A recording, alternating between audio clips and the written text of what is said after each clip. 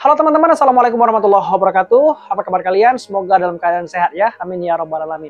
Teman-teman, hari ini kita akan ngebahas tentang kisah perjuangan pejuang hak asasi manusia di Indonesia.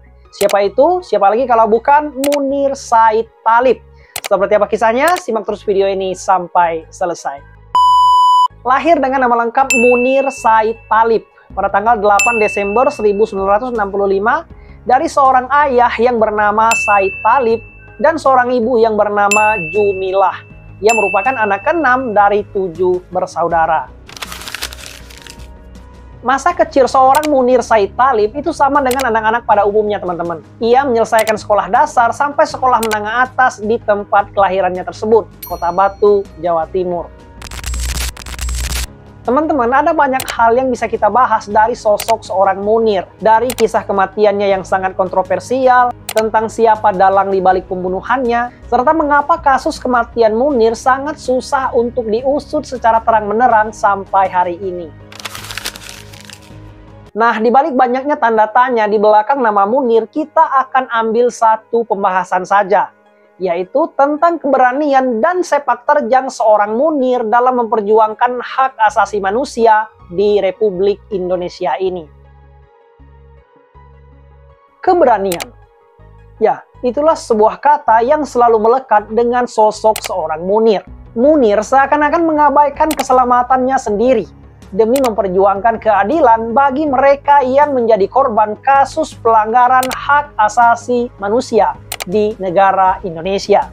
Padahal teman-teman, Munir itu tidak berjuang di era reformasi seperti saat ini, di mana kebebasan berpendapat itu dilindungi oleh undang-undang. Kita bebas mengkritik, memprotes, atau bahkan menggelar demonstrasi terhadap kebijakan pemerintah yang dirasa tidak menguntungkan bagi rakyat kecil. Tapi Munir, dia itu berjuang di mana negara ini berada di titik terendah dalam kebebasan berpendapat.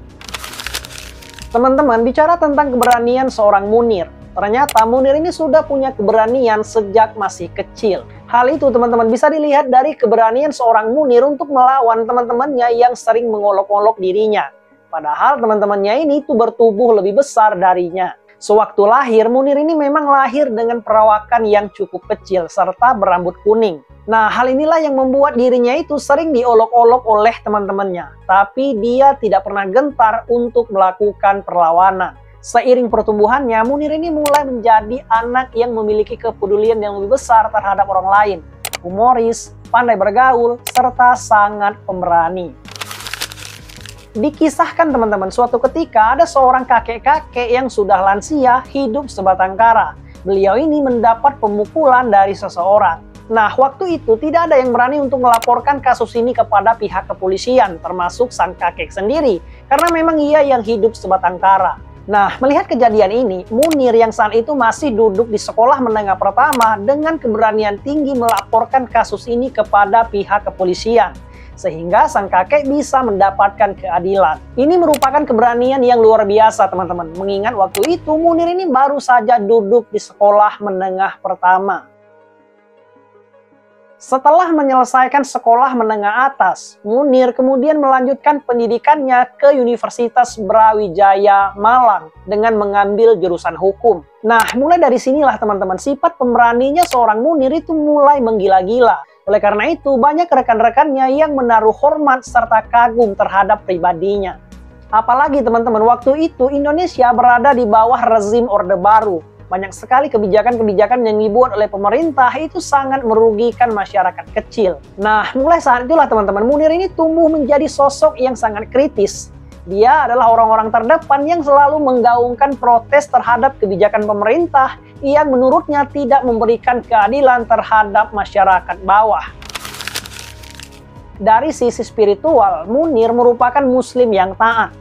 Kewajiban sebagai seorang muslim itu benar-benar dijalankannya. Bagi Munir, salah satu kewajiban terbesar bagi seorang muslim adalah menegakkan keadilan. Keadilan bagi rakyat kecil, keadilan bagi kaum lemah, serta keadilan bagi mereka yang dilanggar hak-haknya, baik oleh pemerintah atau mereka yang memiliki kekuasaan keuangan.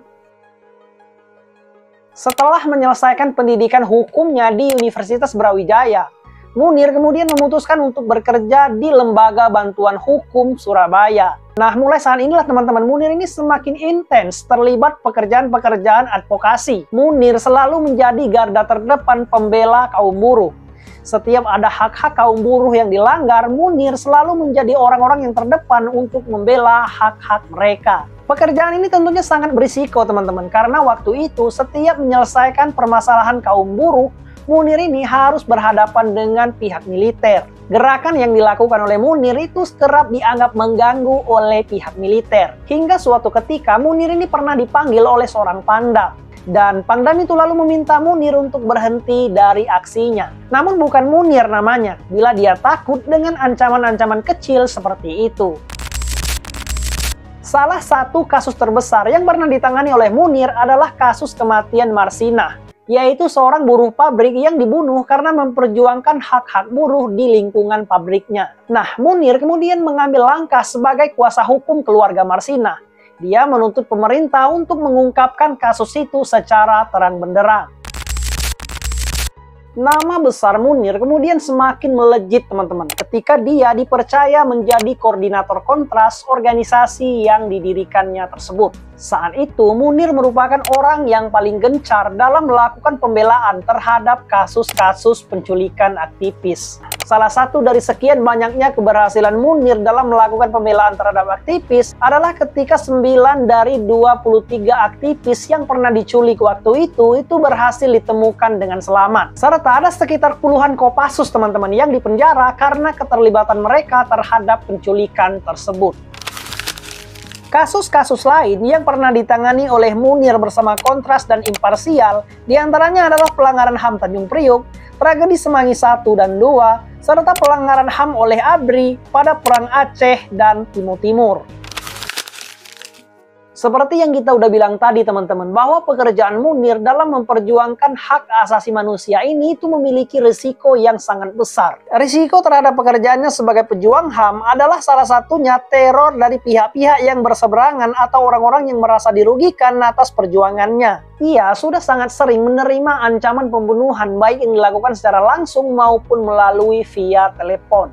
Teror-teror itu selanjutnya bukan lagi dalam bentuk kata-kata teman-teman, tapi sudah mengarah kepada tindakan-tindakan nyata yang menakutkan, seperti ledakan-ledakan bom. Tercatat di rumahnya di Bekasi dan kantornya di Kontras itu pernah beberapa kali terjadi ledakan bom. Bahkan teman-teman, di rumah ibunya yang berada di Malang itu tak luput dari teror yang menakutkan. Suatu ketika di rumah ibunya pernah diletakkan sebuah bom yang berhulu ledak tinggi, sehingga mengharuskan pihak kepolisian untuk menjinakkannya. Tapi apakah Munir berhenti dengan semua teror-teror itu? Munir tidak pernah berhenti dengan teror itu. Mungkin sebagai manusia, Munir ini pernah merasakan ketakutan, tapi dia seakan-akan tidak pernah rela untuk melihat rakyat-rakyat kecil yang tidak berdaya dilanggar hak-haknya. Munir sudah berdamai dengan ancaman. Ia sudah menerima semua risiko yang mungkin dia dapatkan atas pekerjaan-pekerjaan yang dia lakukan. Sebagai apresiasi atas kerja kerasnya dalam memperjuangkan hak asasi manusia, Munir sudah banyak sekali memperoleh penghargaan, baik secara nasional maupun secara internasional. Tapi teman-teman, hal itu tidak sedikit pun mengubah sosok seorang Munir. Ia masih tetap sederhana dan tinggal di sebuah rumah kontrakan bersama keluarganya di daerah Bekasi. Suatu ketika teman-teman, Munir ini dikisahkan pernah ditawarkan oleh Gus Dur untuk menjadi jaksa agung dengan tugas untuk menyelesaikan kasus pelanggaran HAM yang pernah terjadi di Indonesia. Namun teman-teman, Munir menolak jabatan itu. Dia mengatakan kalau karir tertinggi dari seorang aktivis bukanlah menjadi pejabat, tapi meninggal dunia. Ini benar-benar luar biasa teman-teman, karena mengingat waktu itu banyak orang kanan kiri mengemis untuk meminta jabatan. Tapi Munir dia lebih memilih untuk berjuang bersama rakyat. Padahal jabatan jaksa agung merupakan jabatan yang sangat mentereng teman-teman. Banyak orang yang mendambakan jabatan strategis tersebut. Teman-teman, ternyata apa yang disampaikan oleh Munir kepada Gus Dur ternyata benar. Bahwa puncak tertinggi dari karirnya menjadi seorang aktivis bukanlah menjadi pejabat, tetapi menghadap kepada Tuhan yang Maha Kuasa. Kiprah Munir memperjuangkan hak asasi manusia di Indonesia harus terhenti pada tanggal 7 September tahun 2004 di atas langit Rumania.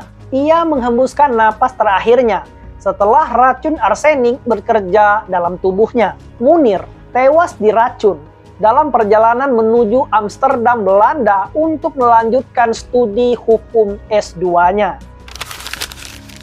Tentang siapa dalang dibalik pembunuhan Munir, tidak ada yang tahu pasti sampai saat ini. Tapi yang pasti, nama seorang Munir akan selalu hidup dalam relung hati masyarakat Indonesia.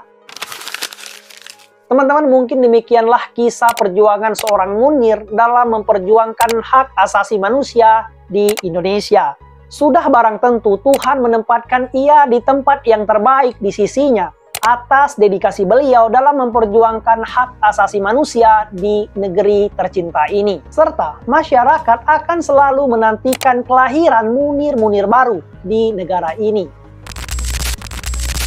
Teman-teman, sepertinya cukup sekian dulu video kali ini. Terima kasih buat kalian yang udah nonton. Jangan lupa like, komen, dan subscribe channel ini. Mohon maaf apabila ada kesalahan. Assalamualaikum warahmatullahi wabarakatuh.